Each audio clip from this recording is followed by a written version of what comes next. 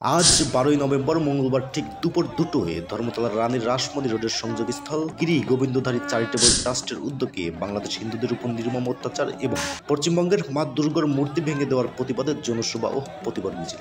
উপস্থিত ছিলেন বিজেপির বিরোধী দলনেতা শুভ্রনেন্দু অধিকারী, শঙ্কুদেব পান্ডা, রেখা পাত্র, পালি ঘটিক, গোপাল মহারাজ সহ আরো অনেকে। তাদের প্রতিবাদ, একদিকে বাংলাদেশে যেমন হিন্দুদের উপর নির্মম অত্যাচার চালানো হচ্ছে অবিলম্বে বন্ধ করা হোক, এমনকি সাধু সন্ন্যাসীদের উপরে যেভাবে অত্যাচার চলছে তা বন্ধ হোক। অন্যদিকে পশ্চিমবঙ্গের কান্দুলিটিকে পার্ক স্ট্রিট আরজিকে সহ যেভাবে একের পর এক ঘটনা ঘটেছে, একজন ডাক্তারকে প্রাণ দিতে হয়েছে, তাহার তদন্ত, সঠিক বিচার এবং পশ্চিমবঙ্গের দেবী দুর্গার মূর্তি যেভাবে ভেঙে দেওয়া হয়েছে অবিলম্বে সে সকল দোষীদের শাস্তির দাবি জানান। সারা রাস্তা জুড়ে কয়েকশো সাধু সন্ন্যাসীদের মিছিল, সাধুদের শঙ্খধ্বনি ও ডুগডুগির শব্দে উত্তল হয়ে দুধারে মানুষ ভিড় জমিয়ে দেখার জন্য অপেক্ষা করছিলেন। তারা বলেন, দোষীদের কতদিন আড়াল করে রাখতে পারে আমরা এর অপেক্ষায়, আমাদের আন্দোলন থামানো যাবে না। কেন হিন্দুদেরকে বেছে বেছে তাদের উপর অত্যাচার করা হচ্ছে?